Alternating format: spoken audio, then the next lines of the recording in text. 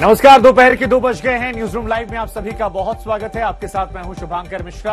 हम 5 एंकर को शो, जिसमें 4 यहां से और अर्पिता हमारी सहयोगी ग्राउंड जीरो से आपको मिलेंगे। और हम बात करेंगे आज दिल्ली से लेकर वाराणसी तक मंदिर मस्जिद विवाद की। हम आपको बताएंगे कि दिल्ली की साकेत में आज क्या कुछ बात हुई जब कुतुब मीनार का विवाद वहां पहुंचा, क्या कुछ वहां घटनाएं घटित हुई। इसके अलावा वाराणसी में जिला अदालत में क्या कुछ अपडेट है, इन सारी खबरों से करेंगे बाखबर। मल्लिका, नमस्कार, आपके साथ मैं हूं मल्लिका मल्होत्रा। ज्ञान वापी पर आगे क्या होगा, किस अर्जी पर पहले सुनवाई होगी, फैसले की घड़ी बस अब से कुछ ही देर में। नजर हमारी बनी हुई है, अपडेट्स आगे भी लगातार आप तक पहुंचाते रहेंगे। राजीव। नमस्कार, मैं हूं आपके साथ राजीव ढोंडियाल। सुनवाई आज हुई है कुतुब मीनार मामले की और एएसआई ने, हिंदू पक्ष ने अपनी अपनी दलीलें रखी हैं, लेकिन फैसला 9 जून को आएगा। और अब लिए चलते हैं आपको ग्राउंड जीरो, जहां से अर्पिता हमारे साथ जुड़ी हुई है। Arpita, over to you.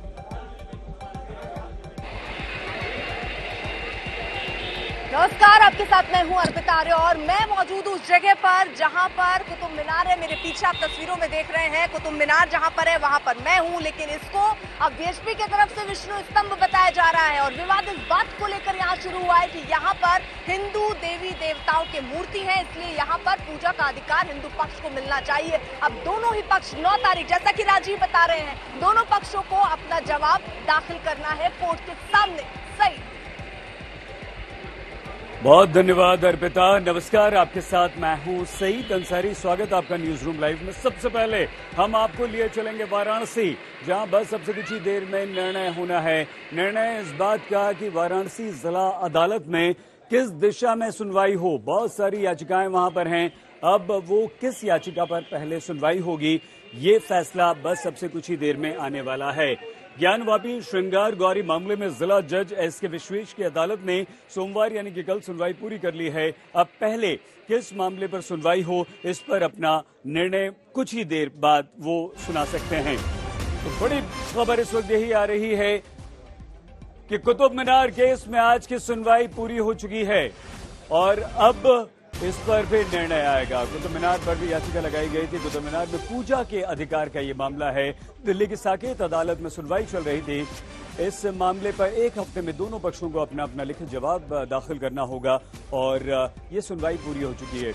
Hindu पक्ष ने यह दावा किया था कि हमें कुतुब मीनार में पूजा का अधिकार दिया जाए और वहां पर हम पूजा करना चाहते हैं। कुतुब मीनार की ये जो सुनवाई है दिल्ली की साकेत कोर्ट में चल रही थी। मंदिर तोड़कर कुतुब में जो मस्जिद है, कुतुब मीनार के परिसर में जो मस्जिद है कुतुब मस्जिद, वो बनवाई गई है और वहां पर वो असल में मस्जिद नहीं है, वो क्योंकि मंदिर तोड़कर वो मस्जिद बनाई गई थी, इसलिए हमें वहां पर पूजा करने का अधिकार दिया जाए। ये मांग हिंदू पक्ष की तरफ से हो रही है और अब 9 जून को आदेश आएगा कि क्या करना है। अभी ये मामला लंबा खींचेगा। 9 जून तक के लिए अदालत ने कह दिया है कि 9 जून को मामले पर निर्णय हम देंगे। आ सकता है 9 जून को निर्णय, ये फैसला आ सकता है, लेकिन उससे पहले दोनों पक्षों को अपने अपने लिखित जवाब भी दाखिल करने होंगे। तो एएसआई ने याचिका रद्द करने की मांग भी की है। एएसआई ने यह कहा है कि आप याचिका को रद्द कर दीजिए और स्टेटस को वहां पर मेंटेन कर दीजिए। तो कुतुब मीनार मामले पर आज बहस पूरी हो गई है। हालांकि यहां पर जुमे की नमाज भी होती थी, उस नमाज को भी रोक दिया गया है।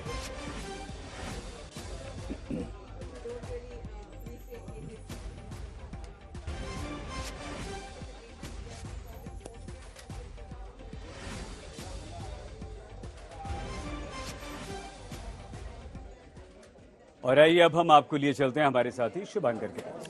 बिल्कुल, हमने बात की कुतुब मीनार विवाद को लेकर, लेकिन अब बात करते हैं ज्ञान वापी को लेकर, क्योंकि कहा जा रहा है दोपहर 2:30 बजे फैसला आ सकता है जिला अदालत का और इसमें यह तय होगा किस मामले पर पहले सुनवाई की जाए। कल 45 मिनट तक वहां पर सुनवाई हुई थी और उसके बाद आज खबर आ रही है कि दोपहर 2:30 बजे ज्ञान वापी विवाद को लेकर फैसला आ सकता है। तो ये इस वक्त की सबसे बड़ी खबर है। ज्ञान वापी मामले में दोपहर 2:30 बजे 2:30 पर यह फैसला आ सकता है कि सबसे पहले किस चीज को लेकर सुनवाई हो, प्रायोरिटी में क्या रखा जाए। सुनवाई और तारीख को लेकर आज फैसला आ सकता है। ये इस वक्त की सबसे बड़ी खबर है।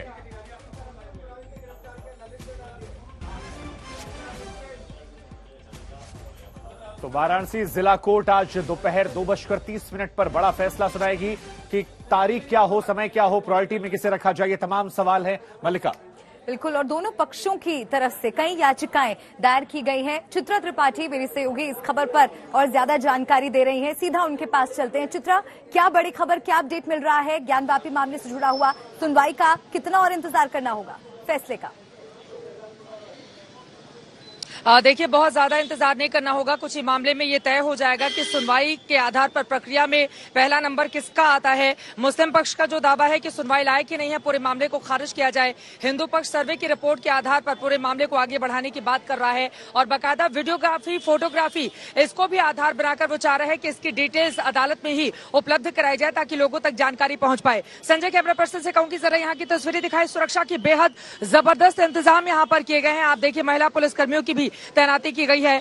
बेहद जबरदस्त इंतजाम। दूसरी तरफ आपको दिखाना चाहेंगे, ये गेट नंबर 2 है कचहरी का। ये गेट नंबर 2 है। यहाँ पर बैरिकेडिंग की गई है। अंदर जाने की मीडिया को इजाजत नहीं है। अंदर भी बहुत ज्यादा तादाद में पुलिसकर्मियों की तैनाती की गई है। चप्पे चप्पे पर सुरक्षा व्यवस्था बढ़ा दी गई है। कुछ ही देर में इस बारे में फैसला आ जाएगा कि मुस्लिम पक्ष जो दलीलें अपनी रख चुका है उसके आधार पर माननीय अदालत ने क्या फैसला किया, या फिर हिंदू पक्ष जिस बात की डिमांड कर रहा है उसके आधार पर यह मामला कैसे आगे बढ़ेगा। मंदिर और नजर बनाए रखिए, आगे भी हम आपका रुख करेंगे और ज्यादा जानकारी के लिए। लेकिन इस बीच एक बड़ी खबर आ रही है जो बताएंगे राजीव। ये बहुत बड़ी खबर इस वक्त पंजाब से मिली, जहां पर विजय सिंगला कैबिनेट मिनिस्टर, उनको बर्खास्त तो कर दिया गया था लेकिन अब गिरफ्तार भी कर लिया गया। इस वक्त की बड़ी खबर पंजाब से, पंजाब के स्वास्थ्य मंत्री भ्रष्टाचार के मामले में बर्खास्त किए गए और अब उनकी गिरफ्तारी भी हो गई है। विजय सिंगला पर भ्रष्टाचार करने का आरोप है।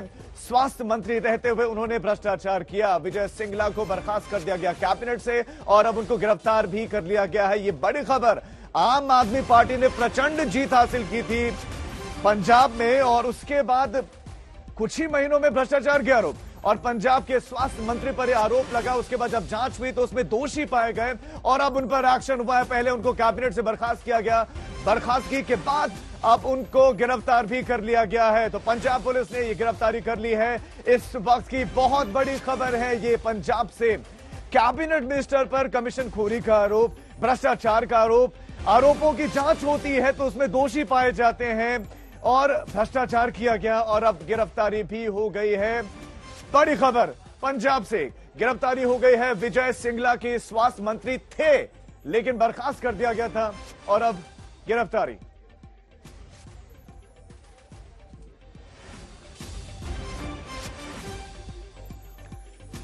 आइए सीधे ललित शर्मा हमारे संवाददाता के पास आपको लिए चलते हैं। ललित, किस तरह के आरोप भ्रष्टाचार के सिंगला पर थे, विजय सिंगला पर, जिसके बाद उन्हें बर्खास्त किया गया?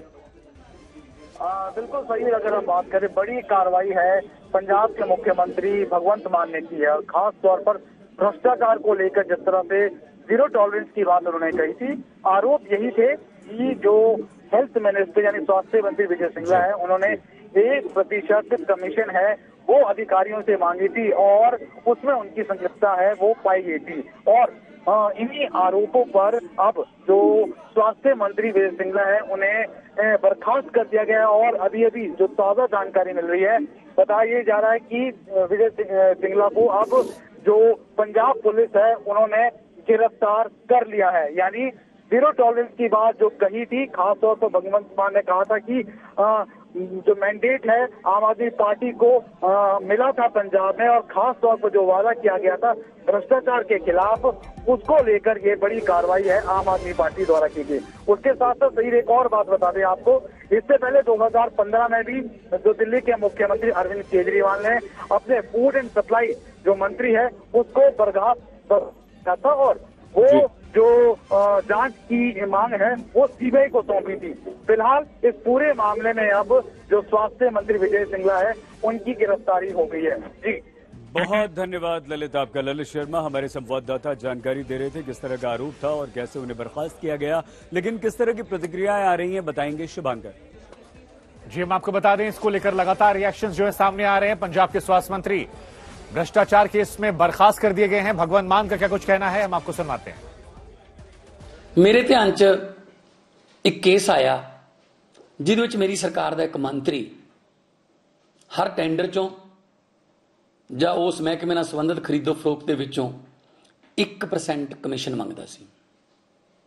मैं इस केस नूं बहुत गंभीरता नाल लिया। इस केस का सिर्फ मैनू पता है, ना तो मीडिया नूं पता है, ना विरोधी पार्टियां नूं पता। जे मैं चाहता तो इस केस नूं मैं दब सकदा सी, पर जे मैं इदां करदा तो अपनी जमीर नाल भी धोखा करदा ते लखां लोग जिन्होंने मेरे ते विश्वास किया है उन्हां दा मैं विश्वास तोड़दा। इसलिए मैं उस मंत्री के खिलाफ सख्त एक्शन ले रहे हैं, उन मंत्रिमंडल चों बर्खास्त कर रहे हैं तो तुरंत पुलिस नूं उहदे खिलाफ केस दर्ज करन दे निर्देश दे रहे हैं।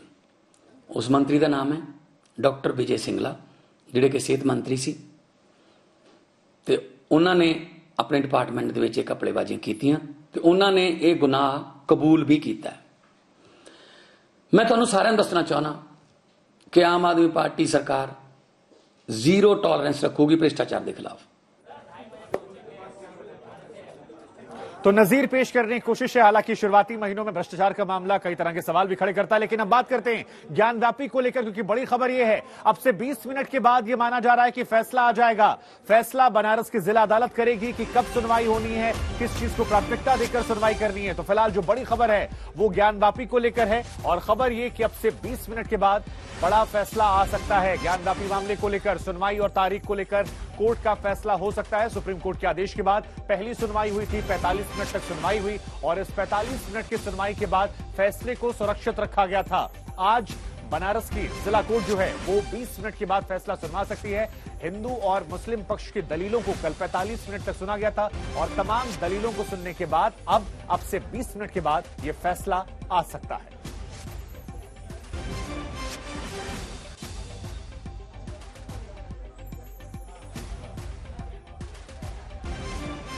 जैसे कि शुभांकर ने आपको बड़ी खबर बताई, 20 मिनट का और इंतजार, फैसला आ जाएगा। 2:30 बजे का वक्त बताया गया था, लेकिन दोनों ही पक्षों की तरफ से क्योंकि याचिकाएं बहुत सारी दायर की गई हैं तो प्राथमिकता के आधार पर ही सुनवाई होगी। और वाराणसी जिला कोर्ट पर सभी की इस वक्त नजर है। जज AK विश्वेश फैसला सुनाएंगे, और इसी खबर से जुड़ी जानकारी हम आपको दे रहे हैं ग्राफिक्स के जरिए। कोर्ट में कुल 3 याचिकाओं पर फैसला आएगा। हिंदू पक्ष की मांग है श्रृंगार गौरी की रोजाना पूजा करनी दी जाए, 1991 एक्ट पर अमल हो, ऐसा मुस्लिम पक्ष का दावा है। और आपको दिखाते हैं क्या है दूसरी मांग। वजूखाने में मौजूद शिवलिंग की पूजा की मंजूरी मिले, हिंदू पक्ष ऐसा चाहता है। मस्जिद के सर्वे का विरोध कर रहा है मुस्लिम पक्ष। तो दूसरा मामला ये रहने वाला है। और आपको दिखाते हैं हिंदू पक्ष की अगली मांग, शिवलिंग के आसपास से मलबा हटाया जाए, जिस पर मुस्लिम पक्ष कह रहा है कि वजूखाना सील करने पर उन्हें आपत्ति है, और लगातार मुस्लिम पक्ष अपनी नाराजगी इस पर जाहिर कर चुका है। तो ज्ञानव्यापी पर कोर्ट में ये 3 याचिकाएं हैं जिन पर फैसला आने की पूरी संभावना है। 20 मिनट का और इंतजार। आज कोर्ट में फैसला ये होने वाला है जो मुस्लिम समाज ये कहता है इनका वाद सुना जाए या नहीं सुना जाए, और इनका वाद जो है 1991 धर्म विस्तार विधेयक में आता है या नहीं आता है, इस कारण को खारिज करने को उनकी मंशा है। लेकिन हम स्पष्ट बता दें कि आज हम विजयी होकर के निकलेंगे। एक हिंदू समर्थकों की विजय होगी, मंदिर समर्थकों की विजय होगी। मैं अपनी बात माननीय न्यायालय के समक्ष रखने में पूरी तरह से सफल रहूंगा, और जब मैं 7-11 पर बहस करूंगा, ये सारे मुद्दों पर मैं बहस करूंगा, लेकिन पर माननीय न्यायालय को मेरे 7-11 पर एप्लीकेशन में सुनवाई होने दीजिए। कल विपक्षी यानी मुस्लिम पक्ष ने 7-11 पे बहस की थी, और वो चाह रहे थे कि जो वर्शिप एक्ट का जो है उसके मानक पे ये मुकदमा खरा नहीं उतरता है, और एक संवैधानिक एक्ट है तो उसके बनस्पति ये मामला बनता ही नहीं, अतः इसको खारिज करने की बात वो चाह रहे थे कि ये मुकदमा इसी स्तर पे भ्रूण हत्या इसकी हो जाए, समाप्त हो जाए। परंतु हमने भी माननीय न्यायालय के समक्ष अपनी बात को रखा, और इसमें हमारे साथियों ने इसमें काफ़ी मेहनत की है, और ये सस्टेन करेगा। और इस मामले में तो सच बता दें तो ये पूजा के अधिकार का विषय है, ये प्रॉपर्टी का विषय नहीं है। हम प्रॉपर्टी का विषय नहीं बनाए। ये कहा कि अभी फाइल हमारे पास आई है, आप लोगों की बातों को हमने सुन लिया है, अब इसको हम देख लेंगे, पढ़ लेंगे फाइल को। बिना पढ़े कोई बात तो बता पाना संभव नहीं है। किसी के पास भी फाइल जाएगी तो पहले फाइल को पढ़ेगा, अच्छी तरह से देखेगा फाइल में क्या क्या चीजें क्या करना है। आदेश इसी बात का होगा कि पत्रावली में फर्दर कार्रवाई आज के बाद क्या होनी है। स्विट्जरलैंड के डावोस में वर्ल्ड इकोनॉमिक फोरम की बैठक शुरू हो चुकी है, और 2 साल बाद हो रहे इस सम्मेलन में भारत पूरी दुनिया के सामने अपना आर्थिक रोड मैप पेश कर रहा है। चीन पर निर्भरता खत्म कर रहा है। पूर्व में प्रधानमंत्री नरेंद्र मोदी ने भारत की ताकत का एहसास करवाया तो पश्चिम में भी हिंदुस्तान की ही गूंज है। स्विट्जरलैंड का दावोस शहर पूरे 2.5 साल बाद वर्ल्ड इकोनॉमिक फोरम के लिए तैयार है, जहां दुनिया भर के अमीर, ताकतवर और हाई प्रोफाइल लोग 26 मई तक मंथन करेंगे, जिनके लिए पीएम मोदी ने टोक्यो से खास संदेश दिया। ग्लोबल सप्लाई चेन को जिस प्रकार बीते 2 सालों में नुकसान पहुंचा है, पूरी सप्लाई चेन सवालिया निशान में घिरी हुई है। आज सारी दुनिया के लिए ये अपने आप में एक बहुत बड़ा संकट बना हुआ है। भविष्य में ऐसी स्थिति से बचने के लिए हम आत्मनिर्भरता के संकल्प के साथ आगे बढ़ रहे हैं। कोरोना महामारी के आगाज के साथ ही पश्चिमी देशों में जरूरी चीजों की किल्लत हो गई थी। सिरिंज, वेंटिलेटर, टेस्ट किट और जरूरी दवाओं के लिए अमेरिका में लोग तरस रहे थे। इसकी वजह चीन पर जरूरत से ज्यादा निर्भरता थी। इसलिए दुनिया ने सबक सीखते हुए चीन से दूसरी तरफ देखना शुरू कर दिया है। ऐसी बड़ी कंपनियों को भारत अपने यहाँ आने का न्योता दे रहा है। पूरी दुनिया को यह एहसास हो रहा है कि जिस स्पीड और स्केल पर भारत काम कर सकता है वो अभूतपूर्व है। दुनिया को आज ये भी दिख रहा है कि जिस स्केल पर भारत अपनी इंफ्रास्ट्रक्चर और इंस्टीट्यूशनल कैपेसिटी बिल्डिंग उस पर जो जोर दे रहा है यह भी अभूतपूर्व है। मोदी सरकार के 3 मंत्री पीयूष गोयल, मनसुख मंडाविया और हरदीप सिंह पुरी दावोस में भारत की दावेदारी पेश कर रहे हैं। भारत का वर्चस्व चारों ओर देखने को मिल रहा है।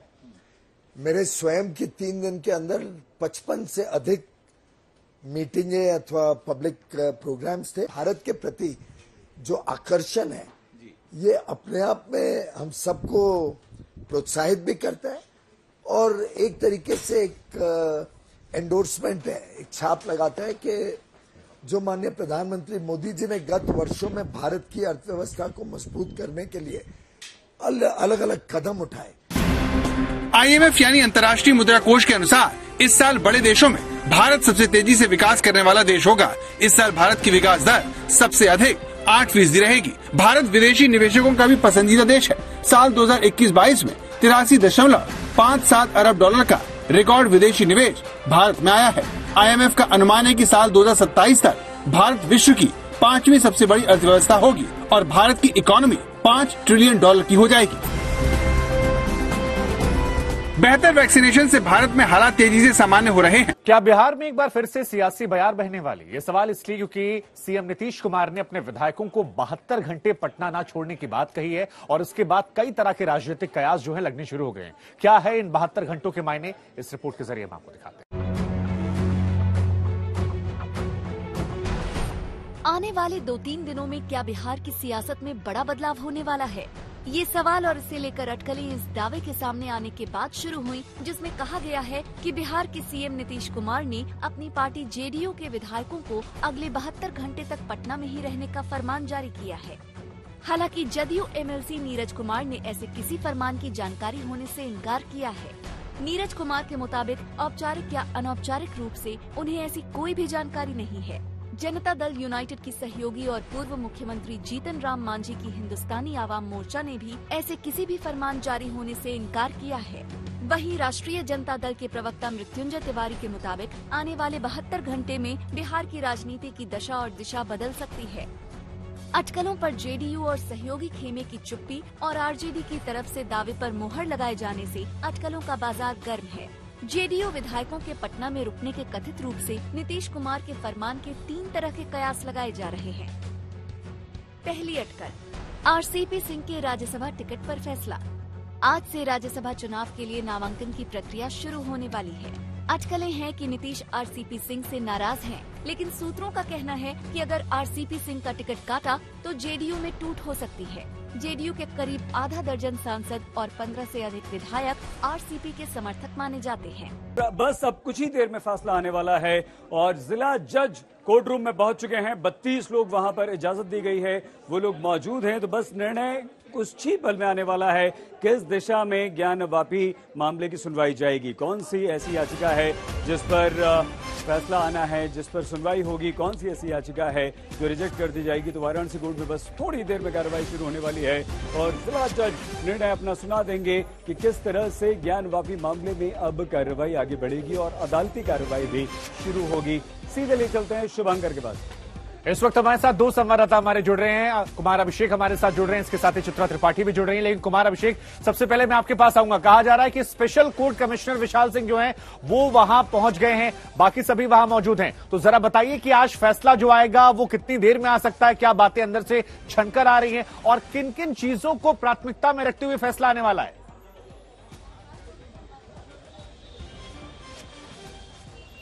देखिए शुभांकर, जज दोबारा से अपने चैम्बर में बैठ चुके हैं और जो हमारी जानकारी है उसके मुताबिक उन्होंने पढ़ना भी शुरू कर दिया है फाइलों से।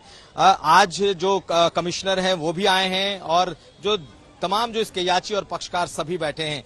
मेंटेनेबल है या नहीं, इस पर फैसला ये आज नहीं होगा, लेकिन निश्चित तौर पर इस बात पर जरूर फैसला होगा कि अगर मेंटेनेबल है या नहीं, इसकी सुनवाई कैसे हो, क्या क्या चीजें वो सुने और दूसरे याचियों ने जो अन्य याचिकाएं लगा रखी हैं उसका क्या होगा। कुलपति तिवारी ने वहां पूजा पाठ की मांग कर रखी है, वो भी इस वक्त कोर्ट रूम के भीतर हैं और इस वक्त जो है वो सुनवाई नहीं, इस वक्त जज पढ़ रहे हैं। तो कुछ देर में हमें ये पता चल जाएगा शुभांकर कि आखिर इसमें हुआ क्या, कौन सी डेट पड़ रही है, क्या आगे कब से सुनवाई हो रही है। तो बेहद अहम है कुछ क्षणों का इंतजार, क्योंकि इस वक्त सिर्फ और सिर्फ जो अंदर में जो याचिका करता है, वकील हैं या पक्षकार हैं, सिर्फ वही मौजूद हैं और हमें हमारे संवाददाताओं को जो बाहर से दिखाई दे रहा है वो ये कि अंदर इस वक्त जज इसको पढ़ रहे हैं। ठीक है, आप बने रहिए हमारे साथ। इसकी दशा दिशा तक क्या होगी वो आपसे कुछ ही क्षण में पता लग जाएगा। मल्लिका, बिल्कुल, ज्ञानवापी पर फैसले की घड़ी आई। सीधा चित्रा त्रिपाठी के पास आपको लिए चलते हैं। चित्रा, पहले तो आप ये भी दिखाइए तस्वीरों के माध्यम से कि कोर्ट के बाहर किस तरह की हलचल है और अंदर से क्या बड़ी जानकारी निकलकर सामने आ रही है और कितना इंतजार करना होगा।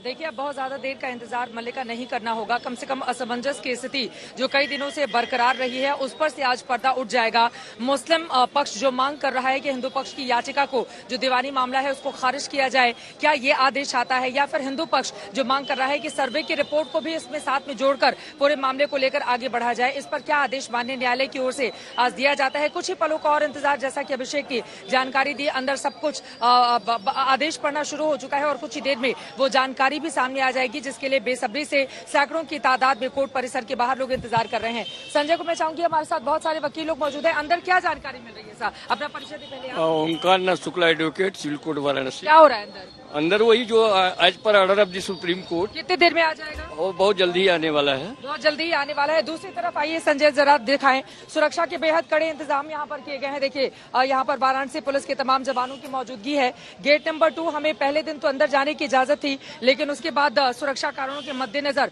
मीडिया को फिलहाल बाहर ही रोक दिया गया है, क्योंकि बहुत ज्यादा भीड़ हो गई थी और यहाँ पर बाहर जितने भी गेट हैं, अलग अलग जगहों पर मीडिया का भारी जमावड़ा भी देखने को मिल रहा है। और जो आसपास के लोग हैं जो इधर से गुजरते हैं, वो भी ज्ञानवापी मामले में चूंकि उनका इंटरेस्ट ज्यादा होता है, तो वो लोग भी यहीं सड़क पर खड़े होकर लगातार जो जानकारी हम लोग देते हैं, मेरे सामने ही बहुत सारे लोग हैं, वो सुनने लगते हैं। तो आपको बताते चले, बस कुछ देर का और इंतजार, और इस पर ज्यादा देर अब और ज्यादा नहीं लगेगी, क्योंकि सुनवाई हो चुकी है। इस पूरे मामले में सिर्फ फैसला आना है तो फैसले के लिए। लेकिन एक और महत्वपूर्ण बात जो आप सभी दर्शकों को मैं जानकारी देना चाहूंगी, देखिए, चूंकि मामला सुप्रीम कोर्ट में गया, सुप्रीम कोर्ट के बाद जिला अदालत की दहलीज पर गया, उन्होंने दोनों ही पक्षों को बेहद गौर से सुना। आज उनकी ओर से इस पूरे मामले में इस लाइन को लेकर फैसला दिया जाना है कि मुस्लिम पक्ष जो कह रहा है उसकी बात सही है या फिर गलत है, या हिंदू पक्ष जो कह रहा है उसके दावे में कितना दम है, सिर्फ इसी के आधार पर। लेकिन पूजा का अधिकार मिले नहीं मिले, आगे क्या होगा, शिवलिंग को लेकर किस तरह से मामला आगे बढ़ेगा, इसके लिए अभी बहुत लंबा इंतजार करना पड़ेगा, क्योंकि मंदिर और मस्जिद का ये बेहद संवेदनशील मामला है।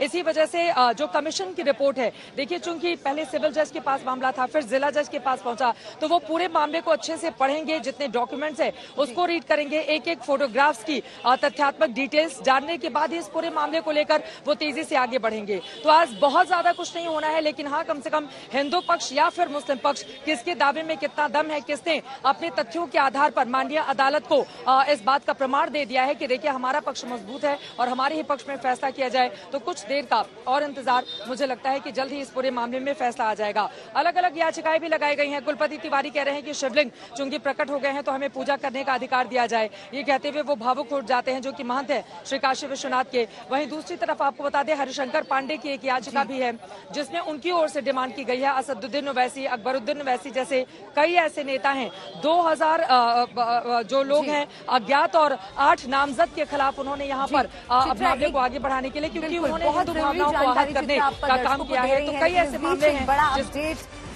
हम दे दें, बड़ी खबर, ज्ञानवापी मामले में कार्रवाई शुरू हो चुकी है। जिला कोर्ट के जज संबंधित फाइल अब देख रहे हैं।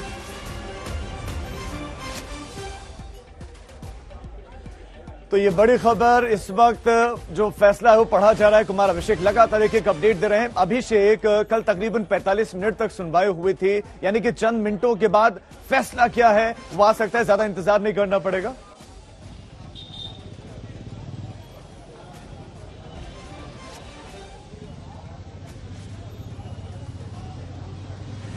अभिषेक, मेरी आवाज अगर आपको मिल रही हो तो आप, और क्या क्या भीतर से अपडेट अभी आपको मिल रहे हैं, क्योंकि जज ने फैसला पढ़ना शुरू कर दिया है।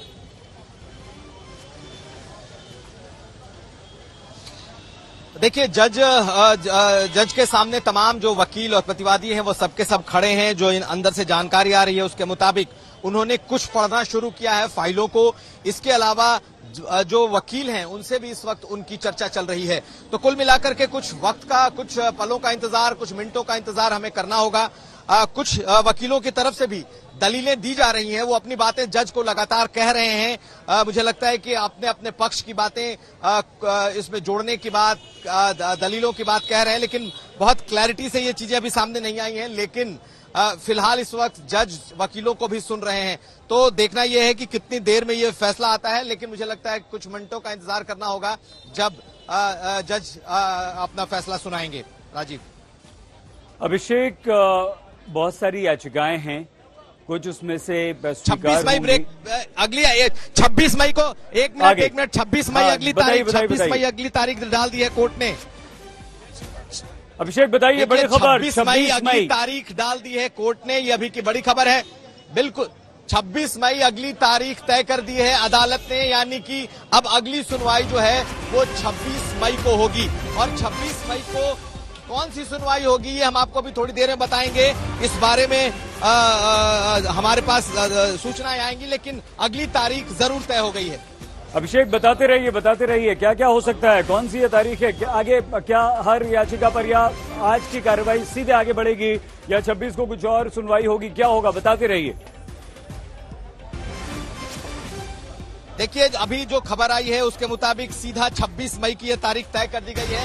यानी आज जो प्रोसीजर है, जो इसके तारीखों के कैलेंडर है, मुझे लगता है उसे तय करने की शुरुआत हो गई है कि 26 मई को हो सकता है कि जो सुनवाई हो वो किस मुद्दे पर होगी, क्या मेंटेनेबिलिटी पर ही सुनवाई होगी। जज वकील भी बाहर निकले हैं, हम भी कोशिश करते हैं कि वो कुछ बताएं कि आखिर इस वक्त क्या हुआ है, लेकिन तय हो चुका है। अभिषेक, आप अपनी बात करते रहिए, कुछ बताते रहिए और बात करने की कोशिश कीजिए। देखिए, 7-11 के तहत जो हमारी जानकारी है, 7-11 यानी कि मेंटेनेबिलिटी पर ये सुनवाई 26 तारीख को होगी। ये अभी बात निकल करके सामने आई है, यानी कि जिस तरीके से सुप्रीम कोर्ट ने कहा था कि ये केस मेंटेनेबल है या नहीं, इसे प्रायोरिटी पर सुना जाना चाहिए, तो वही तारीख तय कर दी गई है। 26 मई को सबसे पहले इसी चीज की सुनवाई होगी। यानी कि लगभग तय हो गया कि अब दोनों पक्षों को अपनी दलीलें उस दिन देनी होंगी, लेकिन हिंदू पक्ष ने कहा था कि इस पर जब भी सुनवाई हो, यानी कि 7-11 यानी कि ये केस मेंटेनेबल है या नहीं, जब इस पर सुनवाई हो तो सर्वे को भी उसमें जोड़ा जाए। इस बाबत क्या कोई अदालत का कोई फैसला आया है, इस पर नजर रखी जाएगी। लेकिन पहले मेंटेनेबिलिटी पर बात होनी है। जी। जो आज ऑर्डर में करेक्शन भी किया गया, क्या करेक्शन किया गया, वो क्या करेक्शन किया गया आज कोई? पर ये माननीय न्यायालय ने स्पष्ट कर दिया कि हम 7-11 पे सुनेंगे, फोकस्ड करेंगे और जो पूरक प्रार्थना पत्र पड़े हैं पूजा के अधिकारी 1991 के एक्ट को लेकर जो दलीलें दी गई थी, जो बार बार कहा जा रहा था कि सुनवाई योग्य नहीं है, उस पर भी कोर्ट ने कुछ कहा? नहीं, अब ये तो विवेचना का कोर्ट के विषय हो गया है और ये उसको ट्रायल पे मदन मोहन जी, एक चीज और थी, क्योंकि हिंदू पक्ष बार बार कह रहा था कि यहाँ पर सुनवाई होनी चाहिए और शिवलिंग की बात भी कही गई और ये भी कहा गया कि जो रिपोर्ट कमिश्नर की पेश की गई है उस पर भी फोकस करना चाहिए। उस मसले को लेकर क्या कुछ हुआ? नहीं, उसमें विषय पर माननीय न्यायालय ने स्पष्ट कर दिया कि 2 दिन बाद इसको हम ये 26 तारीख जो पड़ रही है डेट, उस पर स्पष्ट करेंगे। यानी 26 तारीख को इस मसले पर हर एक जी महत्वपूर्ण याचिकाएं लगी थी, क्योंकि 4 याचिका थी, तो किस याचिका पर सुनवाई? उसको माननीय न्यायालय ने कहा कि उस दिन हम विचार करेंगे, यानी 26 को। यानी अभी ये तय नहीं हुआ है कि किस याचिका पर सुनवाई होगी? जी 26 को। यानी अभी हर याचिका पर सुनवाई होगी, ये 26 तारीख को तय। उन सबको संरक्षित करते हुए सारी याचिकाओं को माननीय न्यायालय ने स्पष्ट कर दिया कि इसको 2 दिन बाद वो 26 को सुनेंगे। प्राथमिकता पे 7-11 ही है, जो माननीय सुप्रीम कोर्ट का आदेश था उसके आलोक में। आपके लिए जीत है क्या है? निसंदेह माननीय सुप्रीम कोर्ट ने जैसा डायरेक्शन किया और हमने तैयारी कर रखी है, इसके लिए तो हम आशान्वित हैं और अवश्य ही इसमें हम बीजेपी शामिल कराने की बात कर रहे थे, उसको नहीं देखा जाए। रिपोर्ट पर भी फिलहाल बात की है, रिपोर्ट जो आप बात कर रहे थे उसको लेकर के फिलहाल कोर्ट ने अभी कुछ नहीं उसको देखा है। नहीं देखा है और इस पे कोर्ट मदन मोहन जी, हर हर महादेव के उद्घोष भी लगे कोर्ट रूम के अंदर इस फैसले के बाद? हर हर महादेव का उद्घोष हुआ? निसंदेह हर्ष की अनुभूति हुई है। हमारे हिंदू पक्ष के साथियों ने वहाँ पे वादकारी ने इस प्रसंग पे हर्षित हुए। वो माननीय न्यायाधीश बैठे रहे, 5 मिनट में उसको पढ़ के सुना दिया। वादी पक्ष ने ये कहा था कि जो साक्ष्य है, जो सर्वे साक्ष्य है, उनको भी जोड़ा जाए, तो क्या वादी पक्ष के इस मामले पर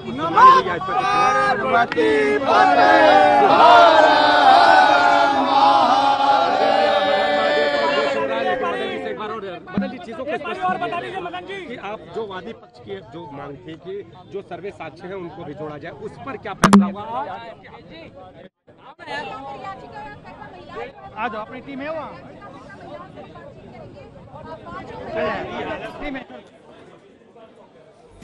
तो हमारी संवाददाता चित्रा त्रिपाठी हमारे साथ बनी हुई है। चित्रा, जैसा कि सुप्रीम कोर्ट ने भी कहा था कि प्राथमिकता पर 7-11 यानी मेंटेनेबिलिटी को लेकर सुनवाई की जाए और वही बातें यहां जिला अदालत से निकलकर बाहर आ रही हैं। आपके पास क्या जानकारियां हैं? 26 मई को अगली सुनवाई कही जा रही है। देखिए 26 मई को सुनवाई की जा रही है। मेरे पास पूरे डॉक्यूमेंट हैं, हालांकि वो बहुत लंबा है तो मैं थोड़ा सा पढ़ने में वक्त लगेगा, लेकिन कुल मिलाकर एक और नई तारीख 26 और कम से कम दोनों ही पक्षों को, चाहे वो मुस्लिम पक्ष हो या फिर हिंदू पक्ष हो, वीडियोग्राफी प्रोवाइड की जाए। वो भी कोर्ट वीडियोग्राफी फोटोग्राफी की कॉपियां दोनों पक्षों को प्रोवाइड करेगा। तो अब आज कोर्ट ऑर्डर, जब आज कोर्ट ऑर्डर करेगा उसके बाद हमें कॉपी मिलेगी वीडियोग्राफी फोटोग्राफी की कमीशन रिपोर्ट पे, और 26 मई को सुनवाई है पोषणीयता पे। कमीशन की रिपोर्ट पे दोनों पक्षों से ऑब्जेक्शन मंगा लिया गया। 1 सप्ताह का समय दिया है उन्होंने जी, 1 हफ्ता के अंदर 26 तारीख को 7-11 पे सुनवाई। 26 तारीख को सुनवाई होगी। 26 मई 1 हफ्ते में कमीशन की रिपोर्ट का ऑब्जेक्शन आना है।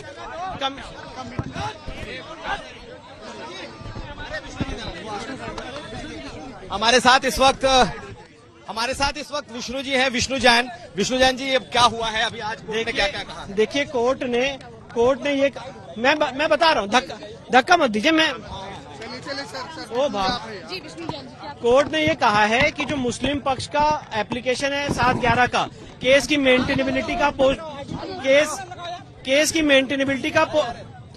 मेंटेनेबिलिटी और पोषणीयता और 7-11 का जो प्रश्न है उस पर सुनवाई 26 तारीख से होगी। साथ ही साथ जो मेरा कोर्ट से निवेदन था कि कमीशन की रिपोर्ट पे भी ऑब्जेक्शन मंगाया जाए, कोर्ट ने उस पर भी दोनों पक्षों से कहा है कि 1 हफ्ते के अंदर ऑब्जेक्शन दे, और जो वीडियोग्राफी और जो सीडी है फोटोग्राफी की सीडी वो भी हमें प्रोवाइड की जाए, उसके लिए भी कोर्ट ने आदेश पारित किया। जब 26 को सुनवाई है तो एक हफ्ता, तो उसके बाद फिर दोबारा सुनवाई के लिए रखा है। अब 26 तारीख को सुनवाई शुरू हो जाएगी। अब उसके बाद कोर्ट निर्धारित करेगा कि इसकी सुनवाई डे टू डे होनी है, 27 को होनी है, अगले दिन होनी है।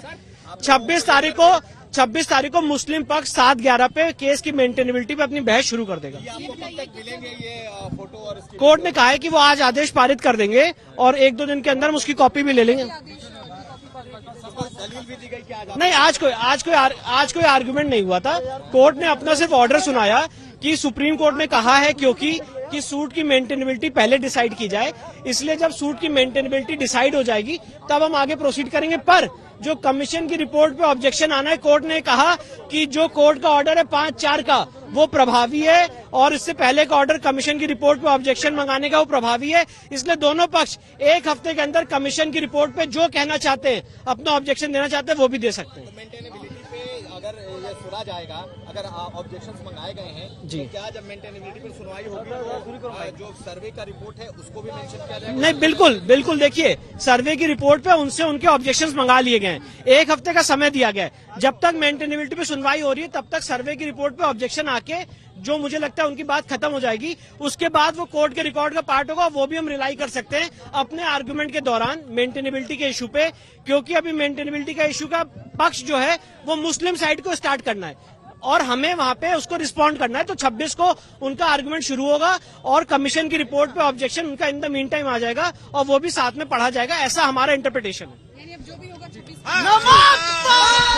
तो ये थे विष्णु जैन और इन्होंने साफ साफ कह दिया कि जो कोर्ट ने कहा है वो ये कि 26 तारीख को मेंटेनेबिलिटी पर सुनवाई भी शुरू होगी और 1 हफ्ते का वक्त दिया गया है जब सर्वे रिपोर्ट को लेकर के आपत्तियां मंगाई गई हैं, यानी कि हिंदू पक्ष और मुस्लिम पक्ष अपनी अपनी बात रखेगा और मुस्लिम पक्ष को अगर उस पर कोई आपत्ति है तो वो रख सकते हैं। आज से लेकर परसों तक, यानी कि 26 के पहले तक कभी भी कमीशन की जो रिपोर्ट है, उसके फोटोग्राफ्स हैं, उसकी वीडियोग्राफी के जो चिप्स हैं, ये दोनों वकीलों को दिए जा सकते हैं और उसके बाद जब 26 तारीख को इसकी सुनवाई शुरू होगी तो उस दौरान सर्वे रिपोर्ट को भी मेंशन किया जा सकता है। बड़ा फैसला है, बिल्कुल बड़ा फैसला है। चित्रा के पास भी चलते हैं। चित्रा, 26 मई को अब अगली सुनवाई होगी और बताया जा रहा है कि मेंटेनेबिलिटी पर सबसे पहले सुनवाई होगी और क्या कुछ जानकारी आपके पास?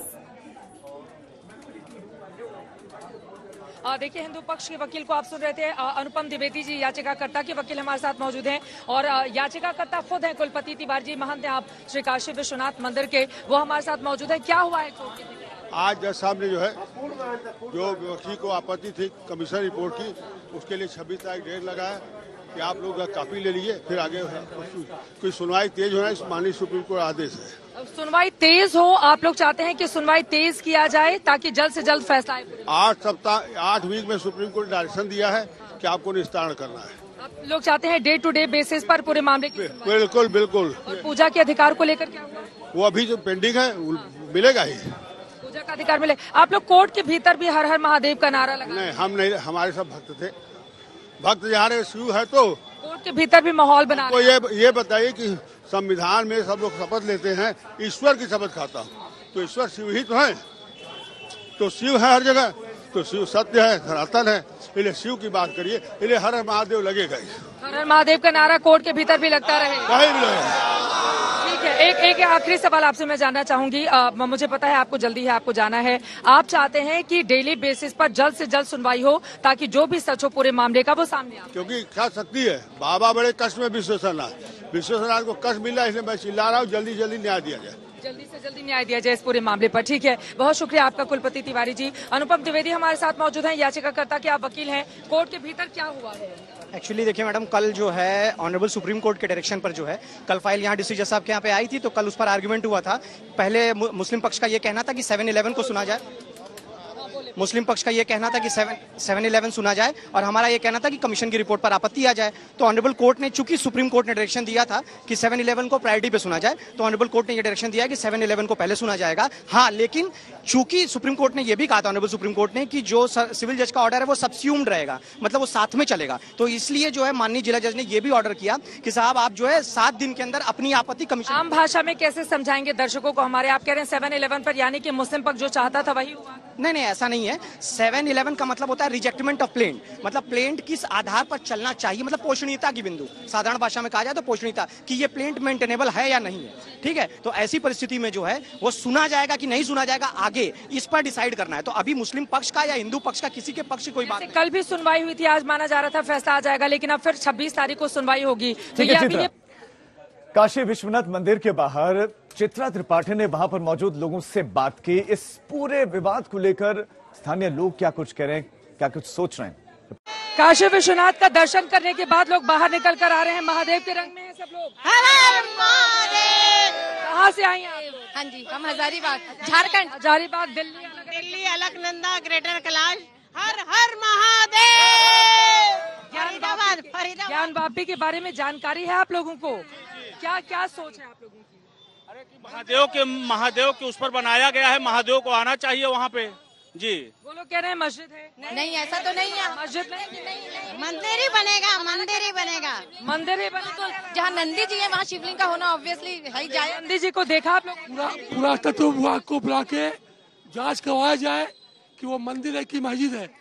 वो मंदिर है, वो प्राचीन कालीन। पहले आप लोग मान के बैठे हुए हैं कि नंदी का मुंह उधर ही है। जब नंदी जी का मुंह उधर है तो महादेव भी वही है। नंदी जी का चेहरा उधर ही है तो महादेव भी उधर ही है।